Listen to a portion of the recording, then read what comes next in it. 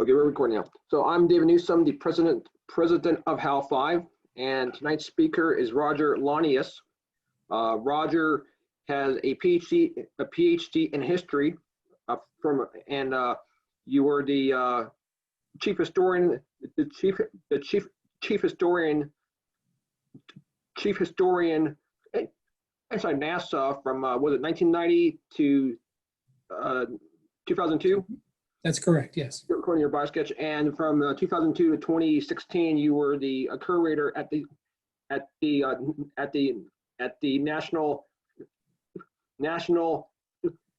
National Air and Space Museum. Correct. And currently, you're retired and you have a private consulting service. That's right. Okay. So instead, I'd like to hand over the floor to Roger. Okay. If you want to share the screen, and I'm going to. Yeah. Okay. I will do that. Well, hi, everybody. I am Roger Launius. I have spent 35 years as a federal historian. I finished my PhD at LSU. I know it's a Southeastern Conference thing, and some of you probably don't much care for LSU, but I did my PhD there and completed that in 1982. I went to work for the U.S. Air Force at that point and had not been trained in sort of military history or the history of aerospace, but realized pretty quickly that this was pretty interesting stuff. And in 1990, I moved to NASA as the chief historian, went to Washington, D.C., and lived there until I finally retired in early 2017 and moved to Auburn, Alabama, which is where I am today. My wife is on faculty in the history department at Auburn, so that's why I'm here. She teaches history of technology, and so it's nice to be in a place where they focus on those sorts of things, and the kinds of things that I'm interested in aerospace is part and parcel of the kinds of things that they do. If we were in a real room, I would ask the question. I don't know how we could get an answer to this virtually, but how many of you have actually been to my museum, the National Air and Space Museum in Washington, D.C.? I hope it's your favorite museum. At the very least, it should be in the top 2 or 3. Yeah, for sure. In fact, I've been there like I think 3 or 4 times. That's one of my favorite places. You bet. It's one of it's one of the great museums of the world. The Smithsonian, of course, is a wonderful place to visit and to work. And of course, it was a very rewarding experience. So I'm going to share my screen. And as we do that, you should be able to see my slides, which are coming up. Yep, I can see them. And basically what I wanted to talk about tonight was the story of exploration of the 3 most Earth-like terrestrial planets, and one of them, of course, is a terrestrial planet. It's Earth, and how that has evolved over the 20th century and possibilities for the future. So, with that in mind, let's sort of walk through this.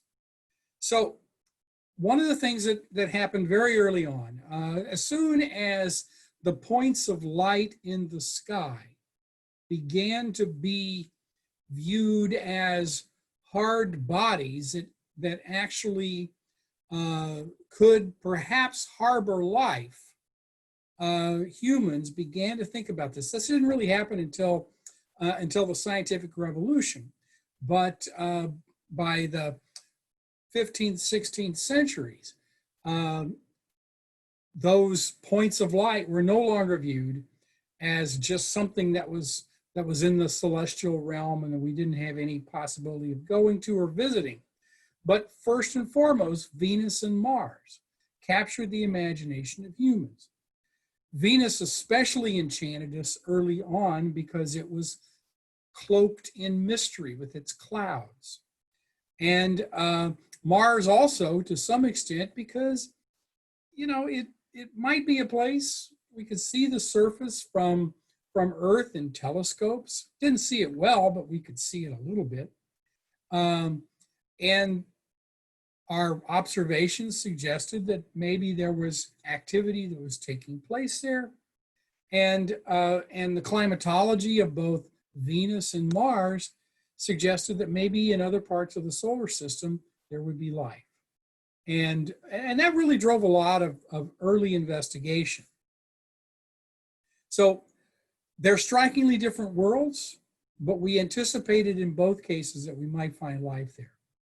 Let's talk about Venus for just first, because it's the one that is actually closest to us and closest in size to us.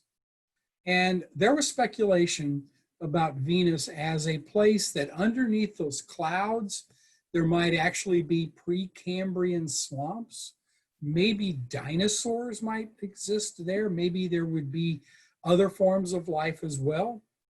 And I've got a quote here from R.G. Atkin from the Lick Observatory in 2000 or in 1911, in which he said there's reason to believe that it's habitable for the conditions that we name as essential to life: air, water, its liquid form, and a moderate temperature are undoubtedly realized. He didn't know. There was no way to know with the scientific instruments of that time that that was completely untrue. It would not be until the space age that this really became something that we fully understood.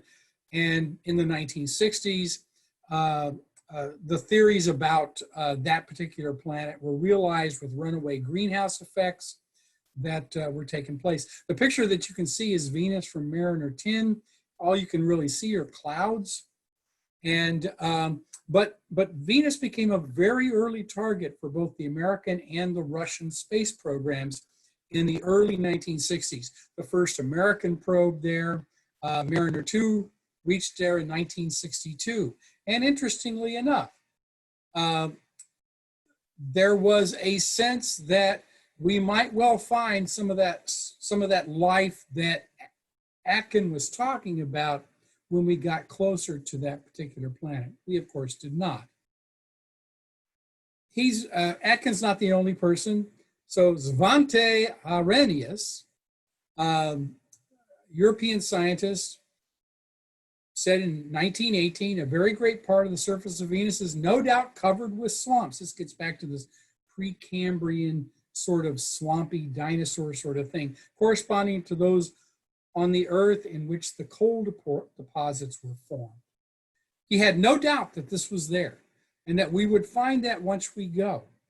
And there was even a theory about how this might have taken place in the evolution of the solar system.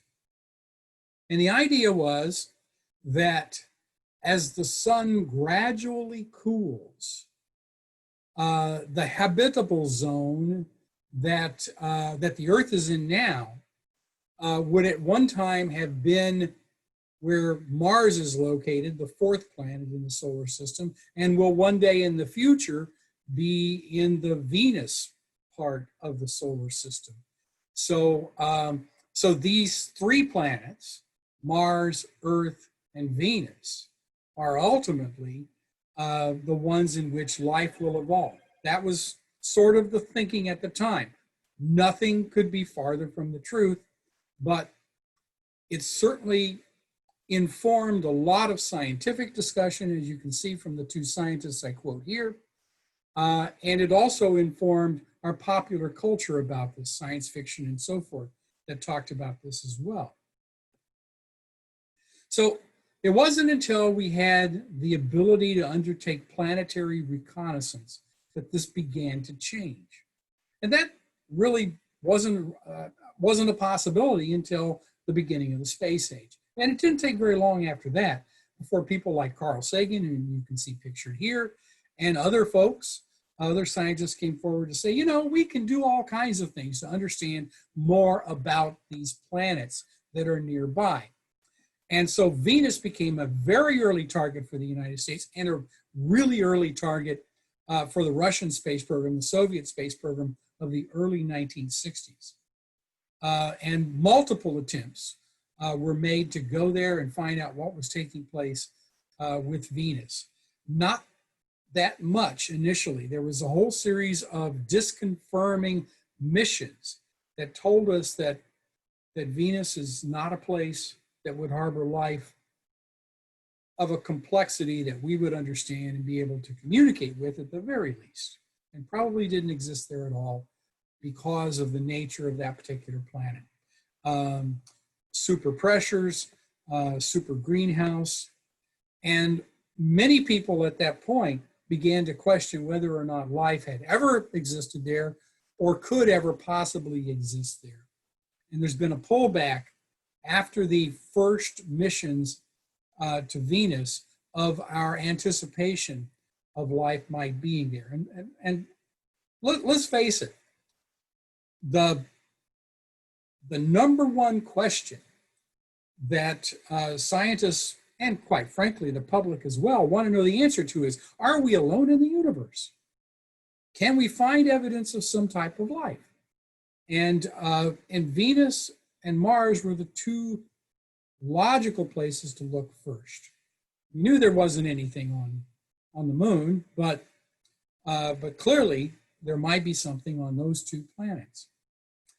Those ideas informed the early NASA science missions, especially the Mariner probes that went both to Venus and to Mars, and the Russian probes as well.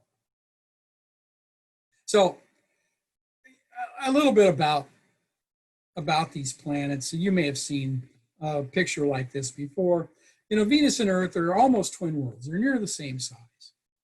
They have nearly the same density, although not the same atmospheric pressures. And so that similarity has led us to believe that perhaps they evolved in a similar process, a similar way, and there may well have been some life that existed there, with disconfirming evidence that resulted from the space program, and not before.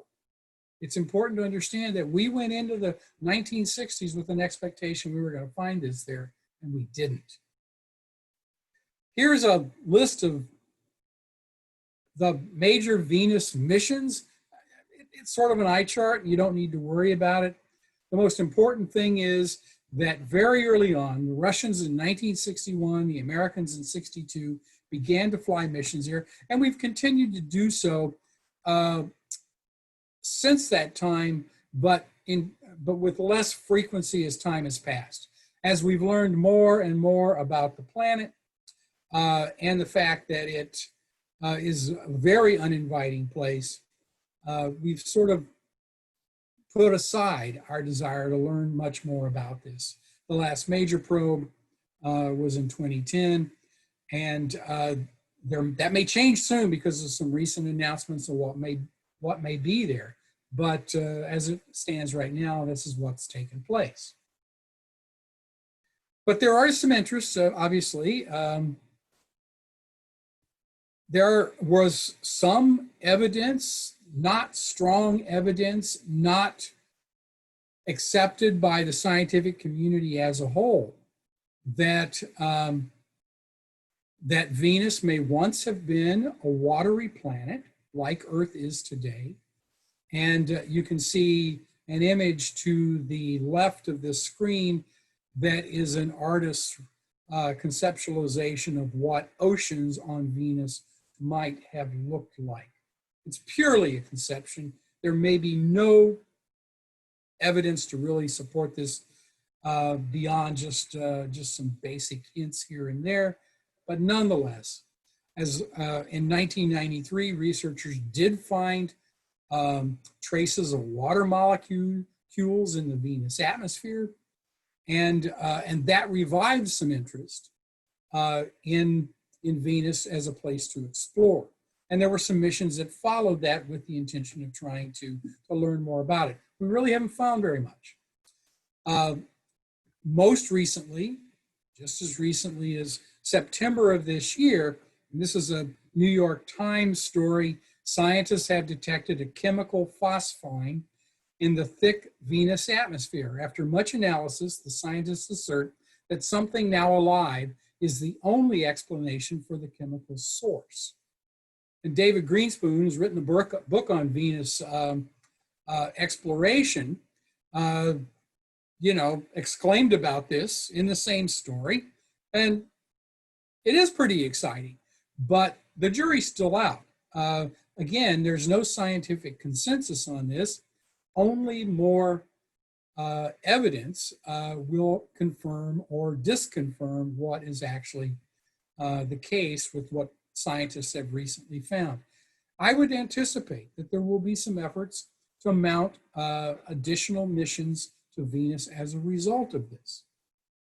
And we want to find this. Everybody does. And so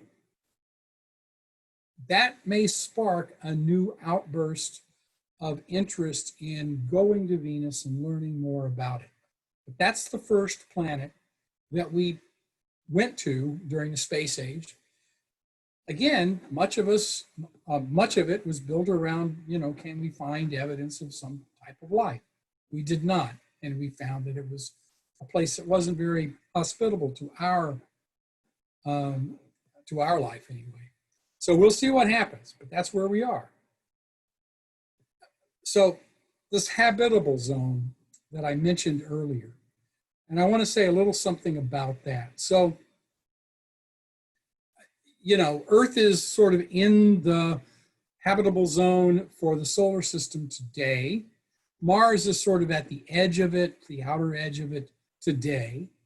But there's a whole variety of possibilities that might have existed for Earth and its evolution that did not include the life that we see here now. We could have had, I think it's a great term, a dry roasted Earth, something that looks a lot like Mars. There could have been a snowball Earth. There could have been a steam ball Earth with a huge atmosphere floating around it. All of those are possibilities. What we got was the Earth that we have today, which is, it's like Goldilocks and the Three Bears. One's too hot, one's too cold. This one's perfect for us. Venus, of course, is on the inner reaches of that habitable zone and probably does not have life, but it's conceivable that might be, that they may find something there. Who knows? But it's really Mars. Oh, I throw this in as well. So before I move on to Mars. So one of the things that the planetary scientists of the early 1960s realized was that, we're planning these missions to go to Venus. We're planning missions to go to Mars. Obviously, we're engaged in doing reconnoitering of the moon. We can do the same thing with probes above this planet to monitor this dynamic climatology, atmosphere, all the other issues of this particular planet. And so NASA, early in the 1960s, began to engage first with the Weather Bureau and then with other entities to sort of understand the planet and put up satellites that were observing the Earth for all kinds of purposes. First, for weather, and the first satellites were basically ones that were storm watchers and would show where a hurricane was forming and things of this nature. Very simple.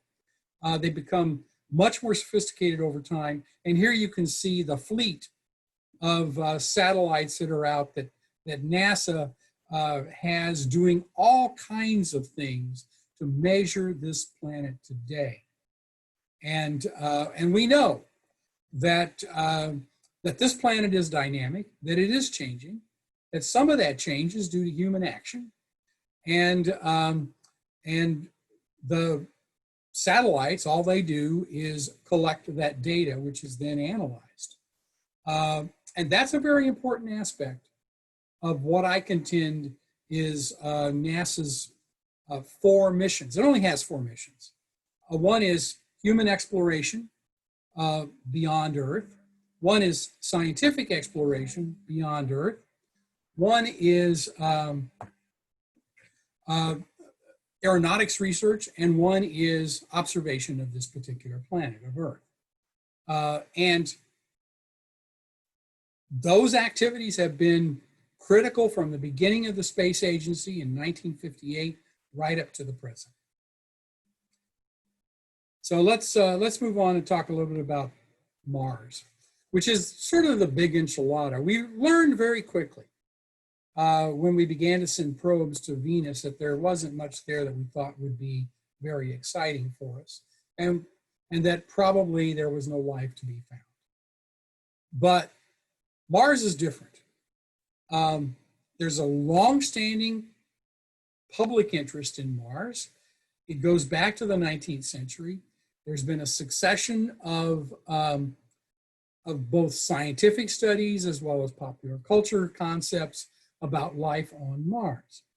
So in 1877, Giovanni Schiaparelli talked about the canali on Mars. He was an Italian astronomer, and that got translated into English as Canals on Mars. And Percival Lowell, an American astronomer, and the Lowell Observatory down in Flagstaff, Arizona, was his creation and named for him, specialized in observing Mars and went very far in analyzing what he thought life on Mars was like. So, not just scientists were engaged in this, but also science fiction writers, notably H.G. Wells, The War of the Worlds in 1897, classic novel, been made into several movie versions. You've probably seen at least one of those in your lifetime. I hope so. We can debate which one of them is the best one if you like, but it's out there. And in that particular story, the Martians, who are depicted in the image that you can see on the left of the screen, this came from Harper's in 1908 when they ran a serialization of War of the Worlds. And the description in Wells' story is that since the Martian gravity is much less than what we would find here on Earth, probably the creatures that live there would be taller, and they might be speculated, they might be bird-like. They could fly in the thin atmosphere that exists on Mars, and so on and so forth. And from there, he sort of spun the story of the invasion of Earth. But we didn't let it rest there. Scientists continued, and I love to point out that Lowell, Percival Lowell, wrote a book in 1905 called Mars as an Abode of Life. And he speculates all on this, not as a science fiction story, but as fact, based upon what he thought he understood about this particular planet. And there were a couple of key points to this. The first was he identified what he thought of as canals. And when I say canals, I think of they are canals in the American sense of the term. They are artificially made. They have water that is going from one place to another, and it implies a complex civilization to do those.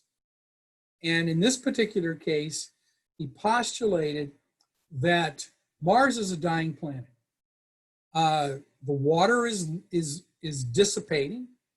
The Martians that live there are hanging on by their fingernails. They are a complex society. They used their skills, technological and otherwise, to build these canals to bring water from the poles of the planet to the population centers of the planet and other parts of the world. And based upon all that, he talks about the types of government they may have. And there's a lot of history with hydraulic societies in world history and in the history of Earth, where it does take a complex society, one that has a strong organization from the top down to be able to build and maintain these canals, to apportion water fairly to various groups, to engage in these kinds of activities. So the ancient Egyptians engaged in this hydraulic society. We do in the American West today and have for a long time. So the dam building, the flow of water, the debates over who has the rights to the water and how that's apportioned, on and on and on. All of that, according to Lowell, would be a part of that civilization as well. And from Lowell's perspective, the core issue on Mars was whether or not life was there. He firmly believed it was.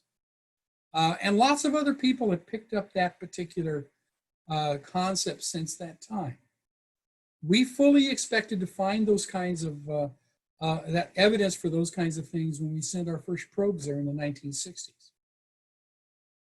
So this is a picture of Percival Lowell on the right. This is a picture on the left of Lowell's Mars map. And you can see the lines that he referred to as canals and how they move from place to place. And there are these places where they come together. And from his perspective, this was where the population centers were on the planet. And so water had to get to those places. And that's what he thought he saw. There were other astronomers at the time and since who says, Lowell's crazy. He's gone way too far. He's speculating well beyond where the evidence is.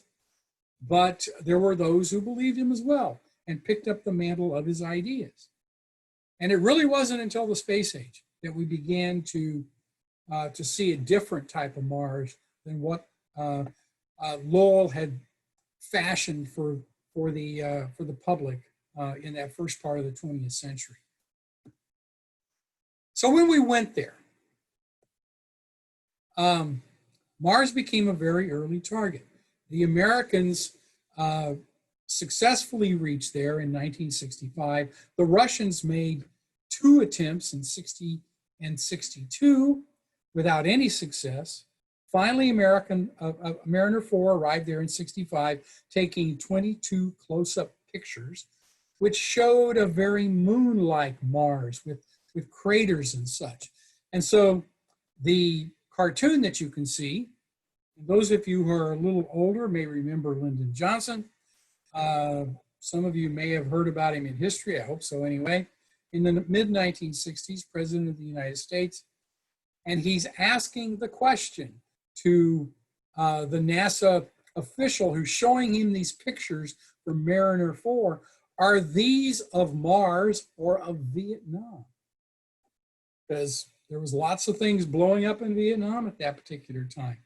So we made a little bit of a joke about it. Here's an example of one of those 22 pictures. And you can see they're not the greatest images in the world, but they do show craters very clearly on the Martian surface. And that really dashed a lot of people's hopes about what they were going to find. And so some scientists said, we need to back off of this idea that we're going to find life there. We need to do something else in terms of how we're going to explore this planet and focus on other kinds of things. And there was another community of scientists, especially those in the biomedical world, who were fascinated by this and said, no, we have not proved or disproved anything yet. Just because we went there and did not find anything does not mean it does not exist. That, of course, is a true statement. It might be there, we just didn't see it. But there was a real effort to try to go back and do more exploration of Mars after that time, after Mariner 4 in 1965. So there were a whole series of missions that followed. And the Americans, the Russians, the Europeans, the Japanese, Indians, and so forth have all engaged in these activities up to the present. This is a complicated chart, but I will try to walk you through it quickly. So the lines that are red are Russian program, are Soviet and Russian probes. The ones that are blue are American. The ones that are sort of very light blue are ESA, and then the others are of different colors, green and so forth for India. It's really the Americans and the Russians that have done the bulk the satellite launches, probes sent to Mars. And they've had a lot of problems with it.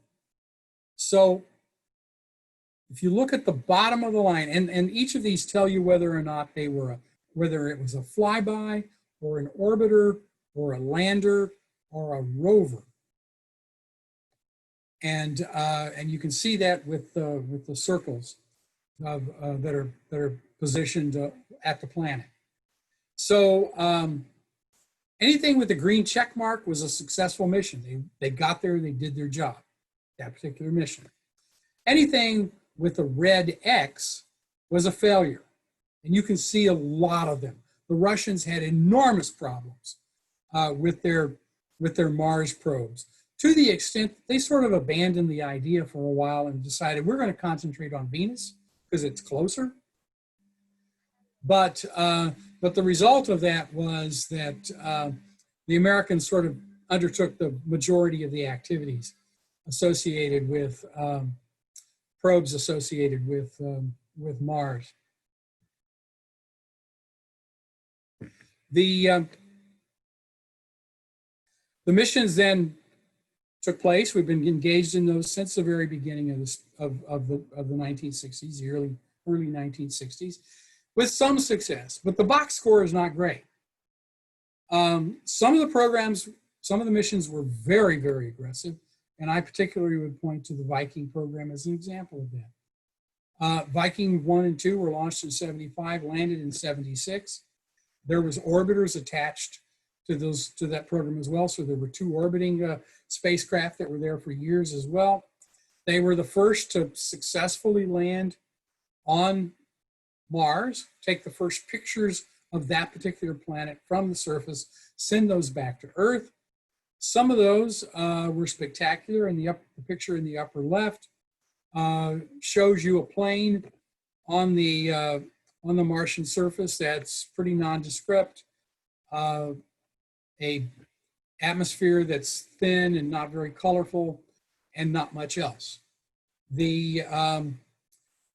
they also had, and this was the key to this, was biology experiments with the intention of digging in the soil, putting in a little chemistry set on the probe, testing for biological material of some type. And they actually got a positive reading the first time they did this. But then they realized they had not calibrated, everybody was very excited about that. Then they realized that they had not calibrated the experiment properly. When they did the recalibration and a retest, they found nothing. So it really was a failure to detect any biological material on the planet. And it was a serious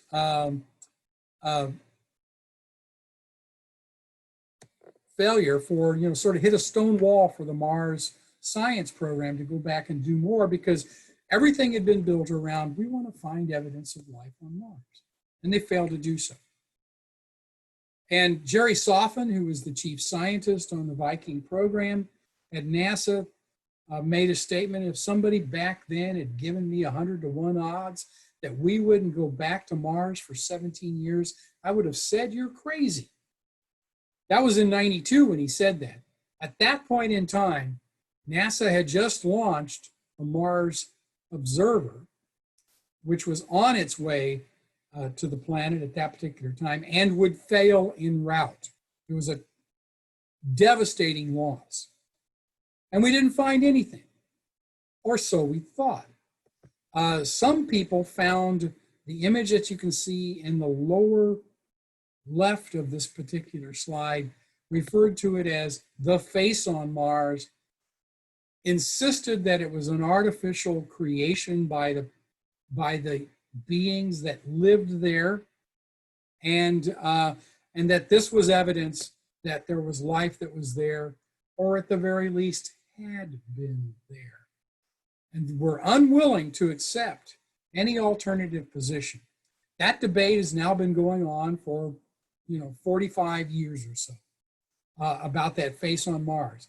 In the early 2000s, NASA Mars Global Surveyor which was orbiting the planet, focused in on the same location on Mars and got the picture in the lower right that's right next to the face on Mars. Many of the scientists who looked at the image that you can see on that lower left said, you know, it's really about the angle of the image, the light patterns that existed and all that kind of stuff. We don't have any evidence to believe that it's an artificial creation. When Global Surveyor went back, imaged the same site with much stronger resolution, had much better cameras, they found this other location. And you can see that there's a little bit of similarity between the two, but without the light and dark, the shadows and the sunlit surfaces. It looks nothing like this so-called face on Mars. But many people still believe it's there, including many people at NASA. Not that this was necessarily an artificial creation, but that life may have evolved there, may have thrived there for a time, may have become extinct, or maybe it's still there. You know, it's conceivable that there may be microbes, that there may be other types of life that lives below the surface. And we consistently want to believe that it's probably there. If we just look long and hard enough, we will find it. And quite frankly, there's a human condition that's associated with this. We want to believe that the universe is teeming with life. And by the way, I'm one of those people who want to believe this too. I just don't think it's on Mars. And as it was, we'd still continue to look. So we've had a lot of problems with our Mars missions. This is the box score of robotic missions between 1960 and 2020. You can see there's almost as many unsuccessful missions as there are successful missions. And you saw that chart that I showed you earlier with all those red lines and the red X's at the bottom of those that showed failures. Many, many, many of those were Russian, but not all of them. And the Americans have had their fair share of success, and so have other organizations as well. Interestingly enough, 3 of the 14 missions we've gotten better over time, but we're not perfect over time. 3 of the 14 missions since 2000 have failed. So it does happen. You can ask yourself the question, why is that? And I think a cute way to think about it, but one that's not really true, is this. So this appeared in 1999 in USA Today. And there were 2 NASA failures at that point in time of Mars probes. Devastating time frame. I was at NASA at that point. You would not believe how much difficulty there was with the agency, both people internal feeling that we had utterly failed to being, lambasted up and down for these failures, some of which were just plumb stupid, and members of Congress going after NASA, wasting money, yada, yada, yada. Mars, we have a problem. So maybe it was proof that there's intelligent life on Mars. After the Viking landers, the Mars global defense system got into order, and anything that came close, they destroyed it. So a product of American civilization, one Martian says to the other, quick, destroy it. And that's a cute and humorous way to look at this. Also obviously not true, but sort of funny. By the middle part of the 1990s, most of the folks at NASA had said, we really need to focus on other missions from here on out. Mars is not proving to be very inviting. There are some things about it that we can learn, but we shouldn't necessarily make a beeline there because we haven't found very much, and oh, by the way, we've had a bunch of failures. that particular belief changed fundamentally in August of 1996. Some of you may remember this. At that point in time, Science Magazine published an article written by some NASA scientists with the analysis of the Allen Hills meteorite that had been collected in Antarctica in 1984. And they had analyzed it and found that there were fossil-like remains of Martian microorganisms in this particular meteorite that was encapsulated there some 3.6 billion years ago. So the picture on the left is a picture of the Allen Hills meteorite. The blow up in the lower right of that image is the microscopic microorganisms that the scientists said that they found. Well, this got everybody excited, very excited, to the extent that they had a press conference at the White House, that Bill Clinton announced that we found life on Mars, that this is one of the truly exciting discoveries that anybody has ever made, gave kudos to NASA. And at that point in time, NASA had a mission underway to go there the next year, very small mission called Mars Pathfinder. And it got a sort of a renewed emphasis at that particular point in time. So when it arrived at Mars in 1997, it was a very successful mission. And it did land. There was a small, you can see where Pathfinder landed in this planetary map of Mars landing sites. And not very far from the Viking 1 landing site. And that particular lander had both a lander that did analysis, but also a little rover, about the size of a about the size of a big Tonka truck. And it traveled around and did analysis.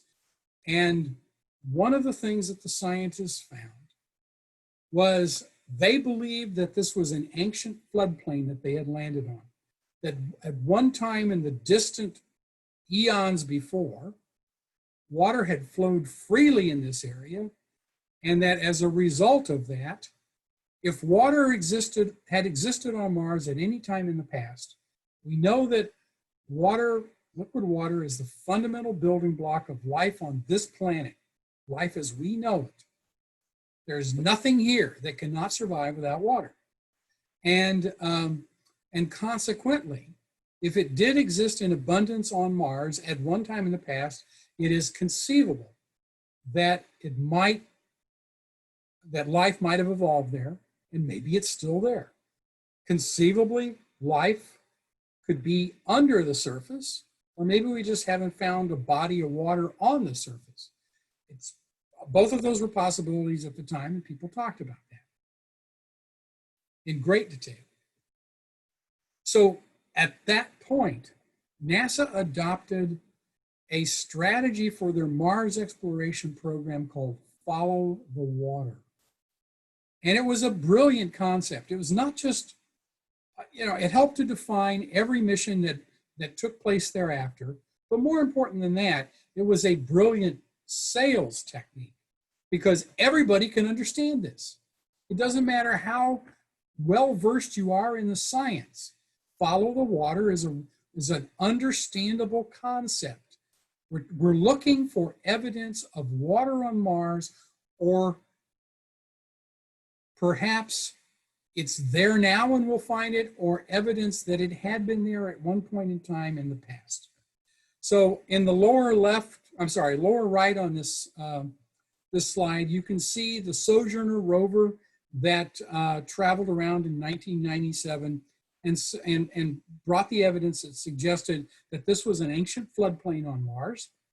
You can see two images, one in the upper right and lower left of this slide, that suggest that, it looks for all the world like water is flowing down an embankment and is cutting ravines into the soil. Again, something easy for anybody to understand. And that has dominated our thinking about Mars ever since. We continue to pursue these ideas through a multitude of missions right up to the present.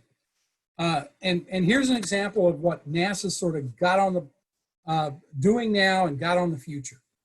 So, you know, there's a whole series of missions. Every couple of years, there has been a new mission to Mars. And some of the ones that are famous, we all know about: Spirit and Opportunity, the Curiosity rover. There's ones, there are some that are coming in the future, like Insight. There's orbiters that are out there. And each of these are building on the questions that are raised by the data that came from its predecessor.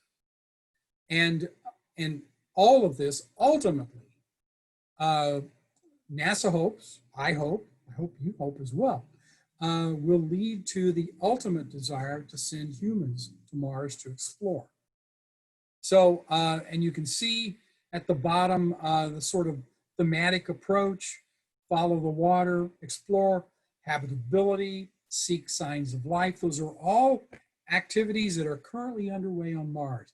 And these biological issues are fundamentally driving what we want to know about this particular planet, built around this issue of, was there water ever there at one time in the past? Could there possibly be water there now? And the jury's out. We continue to investigate. So again, if I had you in a room, I'd ask for a show of hands. How many think there will be a human landing on Mars by 2050? And I suspect most of you will raise your hand. I would like to think there will be, although I'm not certain of that by any stretch of the imagination. We've been talking for the longest time that in the 2030s we will have people there. I think that is highly problematic because of where we are right now, although anything's possible. But it would require a major commitment on the part of the nation, the political leaders of the nation, the rank and file as a whole, and maybe the international community doing it as an international effort to make this a reality. None of that has happened as yet. Maybe it will, but we'll have to see. So these NASA has drawn for it all of these illustrations of Mars activities, and you can find them on a site called spaceflight.nasa.gov. If you look under the images, you will see Mars exploration as one of the drop-down menus, and you can find all this stuff. There's tons of it. And the pictures go back, 25, 30, 40 years in some cases. These two images happen to be from the first part of the 2000s of what a human expedition to Mars might look like. And you can see it's on the left, there's a base, a rocket off in the background, a scientist in the foreground in a spacesuit that has just recovered a fossil from this particular planet and is taking that sample back. We'll see what happens on this, but the human landing on Mars is one of the great objectives that I think most of us who are in the space community want to see happen. And we want to see it first and foremost because we think we might find evidence of life. Past life, present life, underground, above ground, simple, complex. Any of those are possibilities on the table. But we are yet to find any evidence whatsoever that is confirming of all of this. And in fact, we found a lot of evidence that is disconfirming. Which brings me to my last slide, and then we can have a discussion.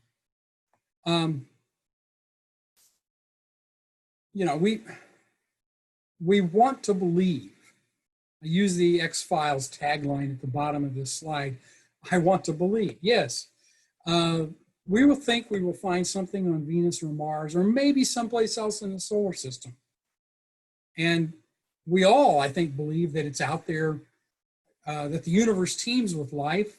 Maybe none of it, except on this planet, is in this solar system, but we don't know. We keep looking. And there's been a succession of inconclusive results and disconfirming results that follows what I would contend is a classic cognitive dissonance model. So in 1955, a social scientist by the name of Leon Festinger wrote a book called When Prophecy Fails.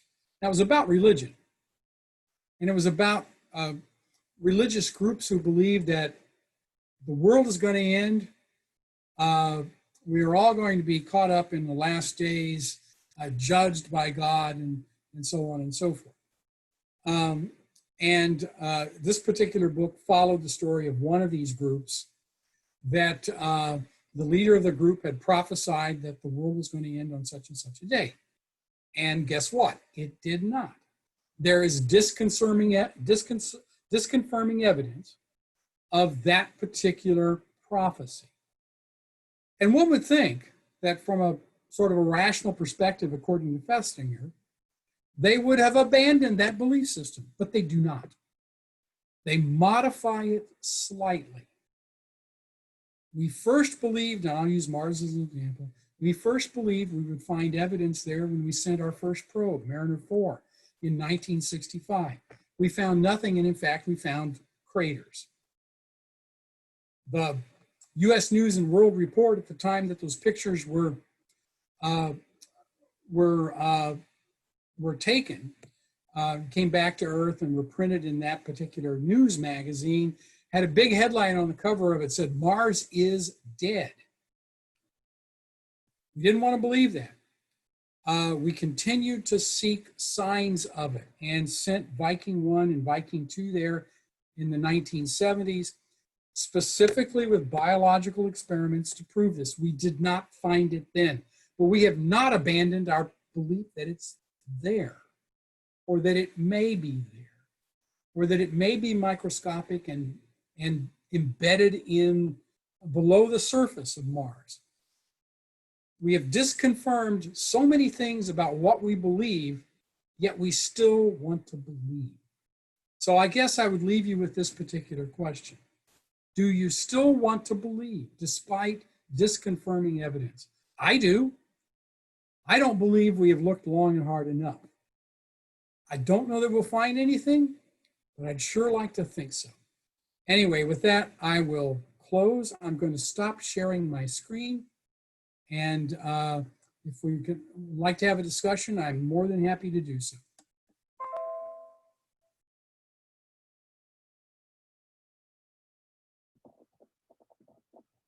All right, thank you, Roger.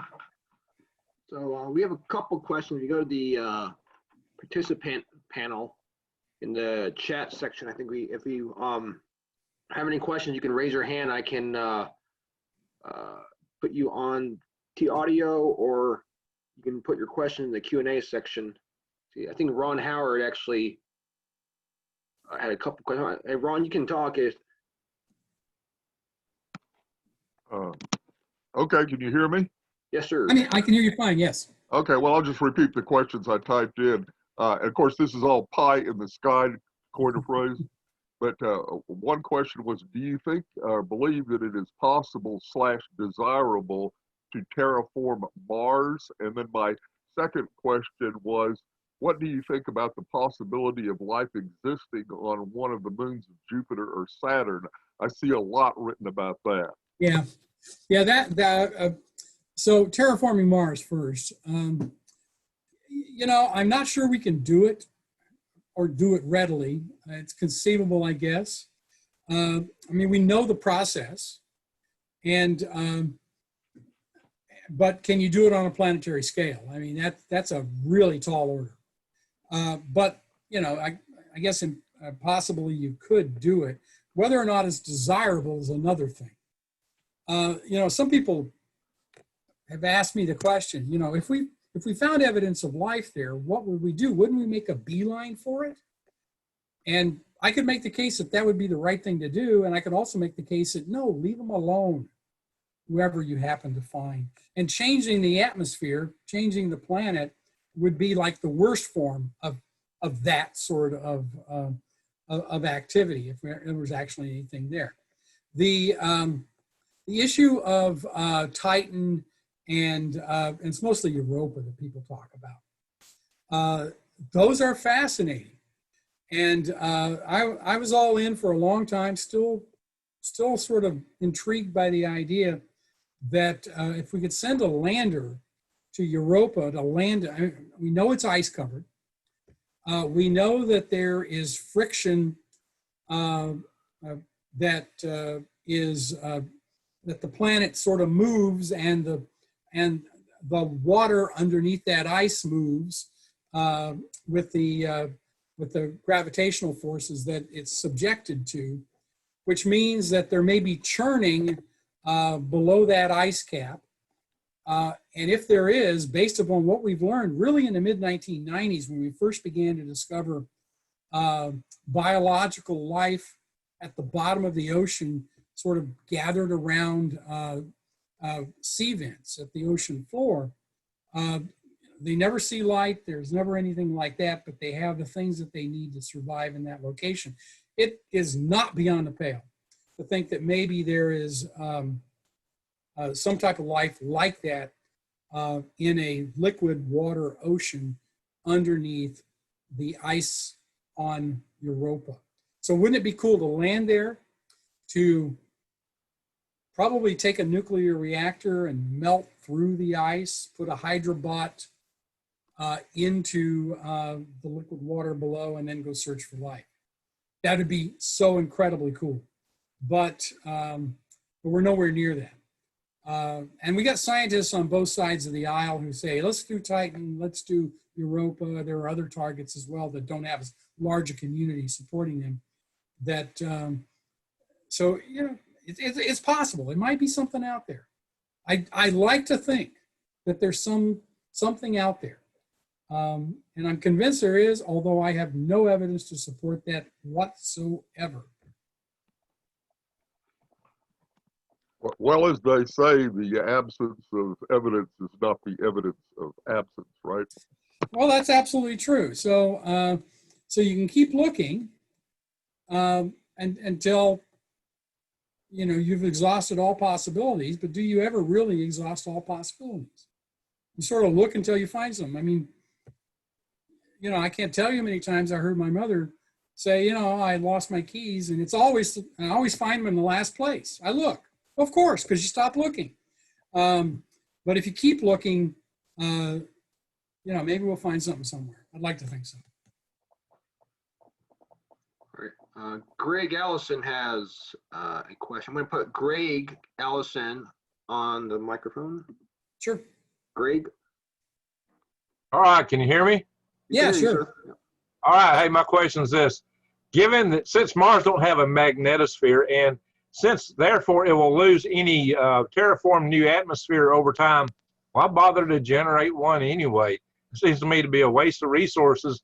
You're going to lose it. Fair enough. I think there's all kinds of things about Mars that would make this very problematic, and that's certainly one of the important ones. Yeah, and I further think that you can do a lot with domed homes and homes and habitats and things like that, as long as you put enough weight on it so it don't pop off, because there's so much thrust at 14.7 psi integrated across several feet is enormous. Yeah, fair enough. 9 million pounds of thrust across 30 feet. Yeah. Well, I mean, it's an enormous challenge if you want to try to do anything like that. I mean, living in a dome on the moon or Mars or pretty much anywhere else that doesn't have a Van Allen radiation belt is problematic for us too. It's a radiation problem, but hey, I've got some ideas I'll present in the not too distant future on that. But okay. That's pretty exciting. Hey, I've heard you speak. You spoke to a small group I was in up in Washington D.C. once, and I really enjoyed that. So I've remembered you ever since then. Thanks, I appreciate that. All right, let's see who else we got. Robin Scott. Hey, Robin, you have a question. Maybe you could go by Mike and share your question. Robin.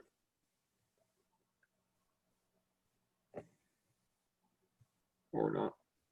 Anyway, Robin has a question. Go to the panelist section or to the chat box. Okay. Okay. Oh, there she is. What do you consider to be the most interesting happening during your time at NASA as a chief historian? Oh my goodness. You know, there's so many things to choose from. When I arrived, it was not long after they had deployed the Hubble Space Telescope and had found that it had a spherical aberration, and everybody was beating up NASA for its failures and what a waste this thing was. And, you know, and then 3 years later, we flew a mission and the astronauts went up there and put new technical, new equipment in it and, so to speak, gave it corrective lenses. And it's been a remarkable scientific instrument ever since. I mean, that was a high point for me. Maybe the highest point, though, well, I shouldn't say that. You know, and then in 1995, the beginning of the Shuttle Mir program, where the Americans and the Russians undertook a cooperative set of ventures, where the Russian Mir space station was up there. The shuttle could go up and dock with it. We could exchange crews. That was really remarkable, especially with all those years of the Cold War that had made it impossible for us to think of each other as anything but rivals. And the cooperation that resulted from that was terrific. You know, in 1998, the first elements of the International Space Station were put up and assembled. And the first crew went aboard in 2000. Those were high points. I contend that 100 years from now, people are going to look back on the International Space Station as one of those shining moments in the history of spaceflight, where you've got multiple nations around the globe who come together to build these components, to put them into orbit, to plug them in, and they work. I mean, that is truly, I think, one of the great success stories, not just for the NASA program, but for all of the partners who've been engaged in this. And, you know, we've had a crew aboard the International Space Station now for 20 years. That's a pretty remarkable thing in and of itself. And with all of the ups and downs of the international situation and the misfortunes that exist and the difficulties that take place, we have maintained that relationship, and it has gotten stronger over time. And I think, quite frankly, if we send a human expedition to Mars, it's going to be done as a cooperative venture as well. So, I mean, those are just some of the things, but let me just end with one more. You know, I'm old enough to remember the John Glenn flight of 1962. Now, I was a little kid, and I didn't know who John Glenn was really, except it was very cool at that time. And in 1998, Glenn left the Senate, went into training for NASA, and flew on STS-95.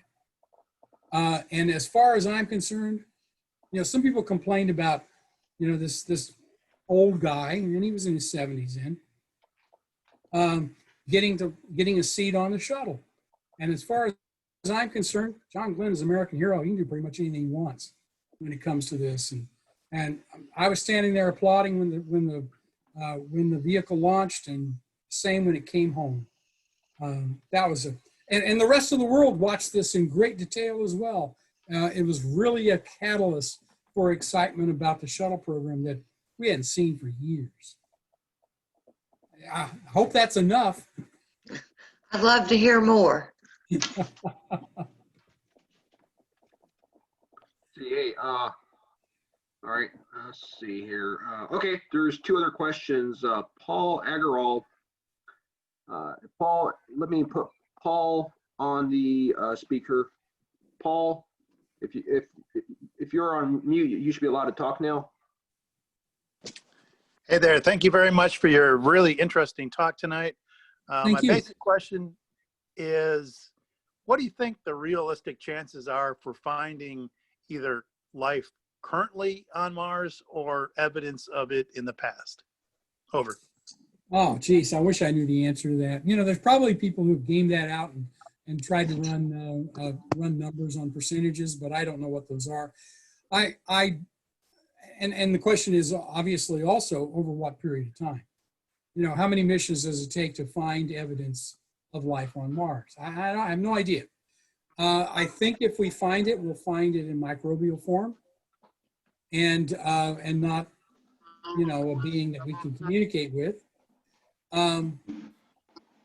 Because quite frankly, the biomass of this planet is like 99% microbial. And so it's probably similar in other places. So that would probably be the likelihood of finding that. But where would we find that? You know, if we were to find an underground cavern with water in it, there may well be something there.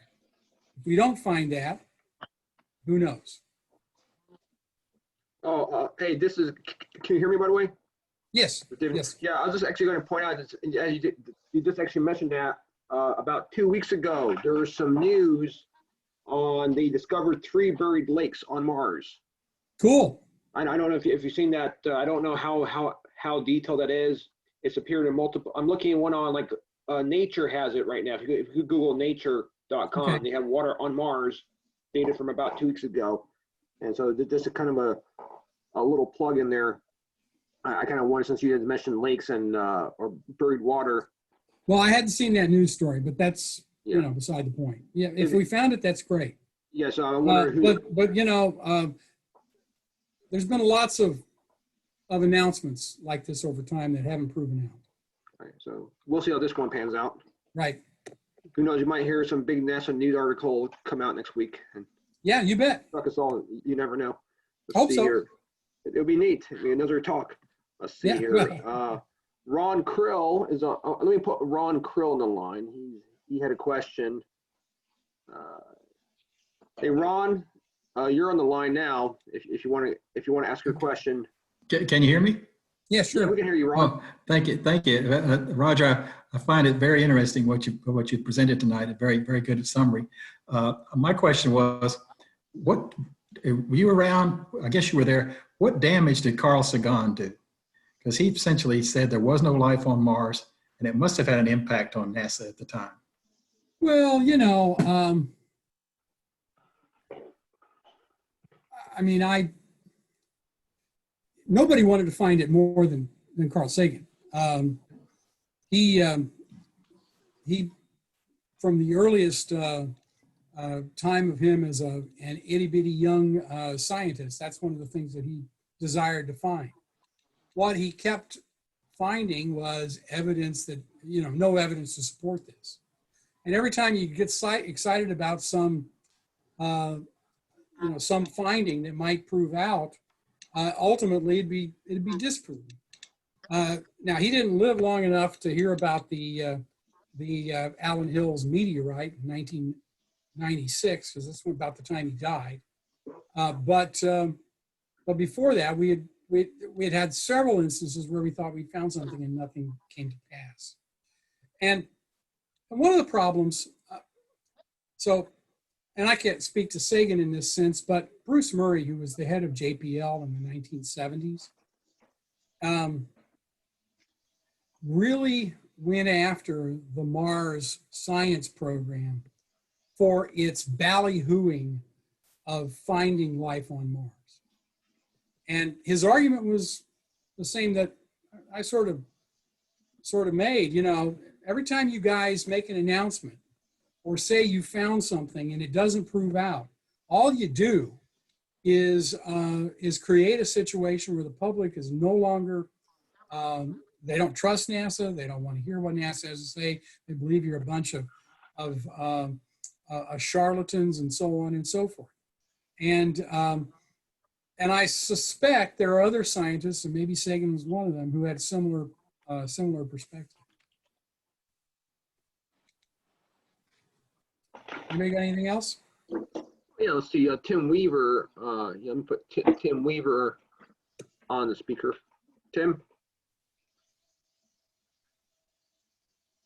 Hello. Hi. Yeah. Question: which one came first?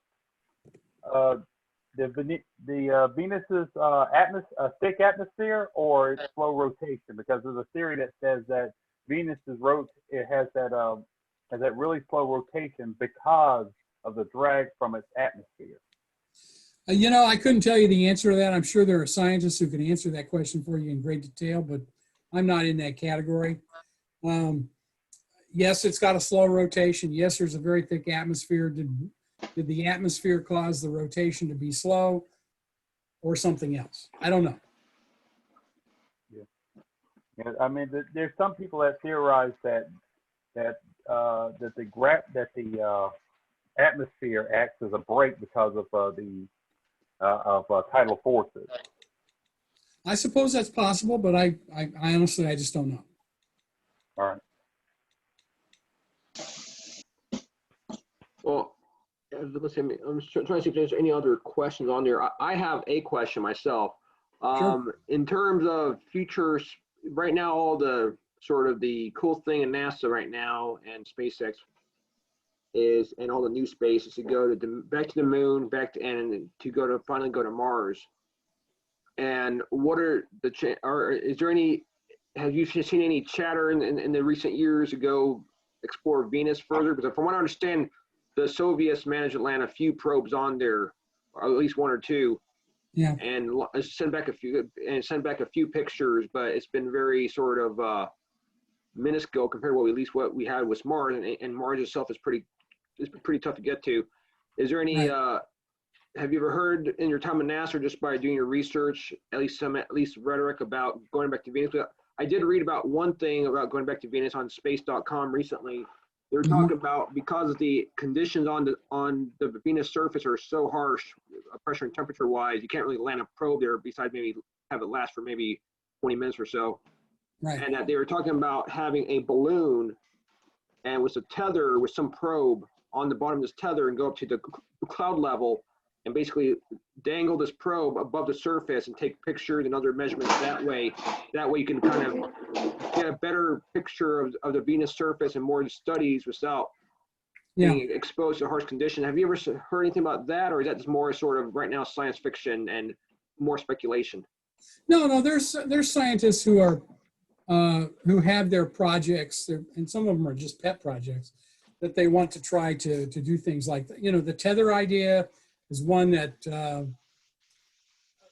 we've tried in Earth orbit without success, I might add. 2 missions flown with the shuttle using with a tether to kind of dangle down into the atmosphere. So that's a possibility, I guess. It'd be hard to do, very complicated, but that might be one that could get some traction. You know, all of these missions, obviously, they emerge from the mind of somebody in the scientific community, and they're usually modified in great detail by other scientists. They put together a proposal.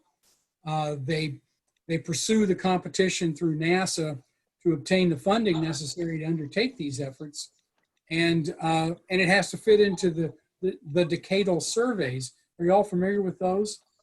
NASA sponsors decadal surveys in every scientific discipline that it's engaged in, and that's done through the national academies, and they bring together some of the best minds that they can find to come up with sort of what's the agenda for the next 10 years in whatever area you can think of. And they write a report to that effect, and it suggests possible missions. We mentioned Titan and we mentioned Europa earlier. That's a part of the decadal survey for large-scale missions for the next 10 years. Both of those are in the plan. But whether or not they can get funded as a part of the competitive process, and it's, you know, it's a very difficult set of gates that one has to pass through with any of these efforts to see that they obtain the funding necessary to carry them out. I haven't seen any of those proposed for Venus, but doesn't mean they're not out there. And I'm sure people actively thinking about what they might try to do, especially with these new findings that resulted from the last month or so. Right. That's interesting to know. Here. Seeing, is there any other questions? If raise your hand or type in the Q&A or chat if you have any more questions. Because we have officially 10 more minutes before we would have to end at 8:30. Let's see here. Ron, let's see, Ron, can you still talk, Ron? Or Yeah, I'm fine. I'm just raising my hand. I had two things. First, I had a comment you asked at the beginning who visited the Air and Space Museum.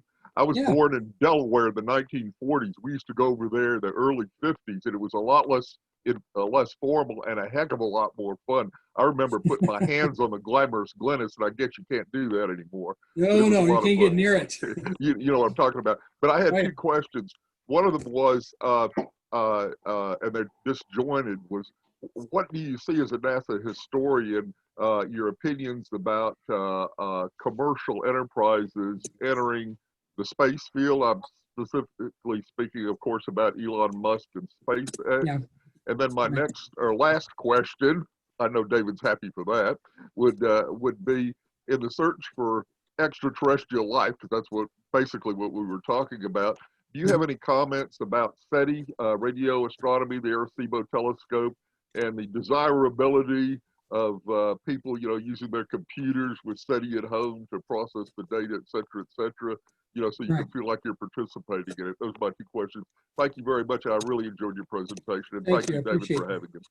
Well, let me tell you, SETI at home was one of the most brilliant marketing concepts that one can think of, and they can actually get data out of this. SETI's gotten good press over the years. It doesn't get a dime of money from NASA. NASA paid for part of it early on, and then that program got killed by a specific member of Congress who shall remain nameless, because he didn't see any reason to spend money looking for little green men. That's how he phrased it. But they've carried on as a private sector activity. They've got radio telescopes, they've got radar astronomy, and they're engaged in sky survey even as we speak. And analyzing this data is a big chunk of this. They have, I can't tell you how many amount of data they've got that's unanalyzed, but it's an enormous amount.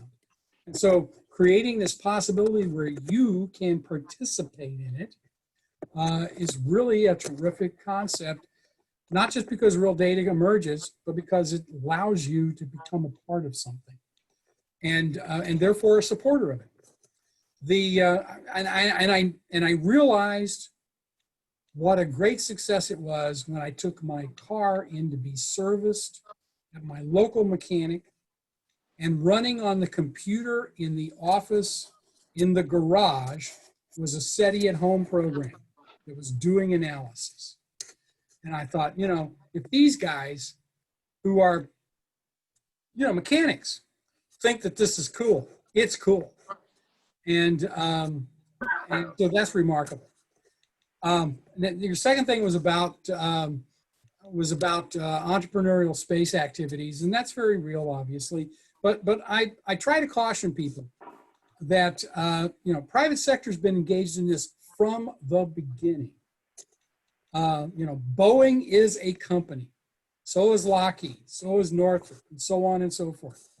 And those are private sector firms. Now they're operating under NASA contract, but oh, by the way, so is Elon Musk and SpaceX now. And that does not mean that SpaceX did not begin. They sort of built their rocket initially on spec. They didn't have a government contract to do that. That's a remarkable investment. It paid off.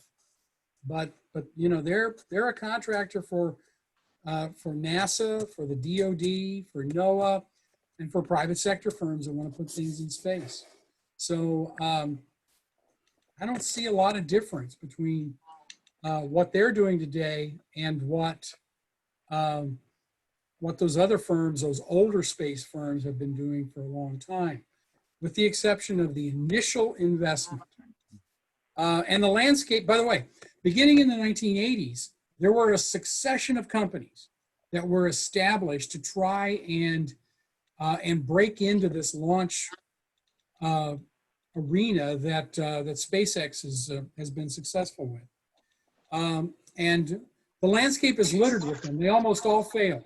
The one that didn't, which predates SpaceX by 15 years, was Orbital Sciences, which is now part of Northrop, and they're the ones with the Antares rocket and the Cygnus capsule. So and that was on spec. I mean, David Thompson and the guys at Orbital Sciences built rockets in the 80s, were able to fly them, were able to get contracts to launch satellites, and had a great deal of success without any contractual relationship with NASA whatsoever. All right. Hey, I have another question if I can. We have about 3 or 4 minutes left. In any book written by another author or by yourself as well, but if you want, could you make a plug-in for any book, if you had like read one book on these sort of topics about life in the solar system, life on Mars, or space programs to other planets in the solar system or beyond, is there any one book you would say put a plug in to recommend that would be a good primer for these sort of topics? It could be your own book if you want to put a plug in, or it could be another author. I'm going to plug my own. So in 2018, fall 2018, I published a book called The Smithsonian History of Space Exploration. And it's international in focus. It's all aspects of space activities. It takes a historical perspective, but it also projects into the future. I mean, the last couple of chapters are really about what might the next 50 years bring. And you can, and it's oversized and illustrated and sort of written for a popular audience. But I'd like to think that it provides some useful analysis and will be something that would be both fun, entertaining, and enlightening for people to read. Okay, well, Tim, your hand was back on top. I don't know if you were asking another question. No, I wasn't. Okay, I just saw your hand still up on the screen. David Hewitt, I guess David Hewitt, who's our vice president in HAL5, he has a question. Dave, let me unmute you, and I guess we can wrap it up with David Hewitt's question. David, you're on. Dave H, you're on the line. Hi there. Can you hear me? Yeah, you bet. Roger, this was a great talk. I'm glad I was able to catch it. Thank you so much for speaking with us. I just wanted to ask you, what's the most exciting upcoming interplanetary mission that you're interested in? What's the one that got you really excited coming up that either hasn't gotten to its destination yet or is about to launch? You know, that one's hard to say. There's so many possibilities out there. I mean, I think the Mars program is one that I'm most excited by. And of course, that's where the bulk of the activity is right now. There's no mission that's imminent to the outer planets, but I'd really like to see us undertake a Titan mission, undertake a Europa mission. And I'm excited by that. I guess one that is upcoming that I can speak to specifically is the James Webb Space Telescope, which is supposed to be launched next year. Don't put that in the bank yet, because that program was supposed to be launched before 2015, and it's still underway. They've had their share of problems, but it's intended to be sort of a replacement for the Hubble Space Telescope, and fingers crossed, when it's successful, it will be remarkable and will give us a picture of the universe like we've never seen before, in the same way that Hubble did when it was put up in 1990. So I'm excited by those. Okay. Well, it's now officially 8:30, so this is our official stopping time since you have given us 90 minutes. So with that, I would like to thank you for a great talk, Roger, and taking the time and talk to us. We're a very grassroots group, but usually when we have our seminars and public talks and speakers, we usually enjoy talking. If we didn't put a stop, we would keep on talking for sure. You bet. Understand. Okay, thank you everyone. Thank you. It's been great fun. Thank you very much. So I'll be ending the webinar now. So and I'll be posting this on our YouTube channel sometime this week, and I'll let people know if you want to review these slides again. Okay, thank you again, Roger. Thank you. And thank you people for attending tonight. All right, thanks. Take care, everyone. Bye-bye. Bye-bye. Bye-bye.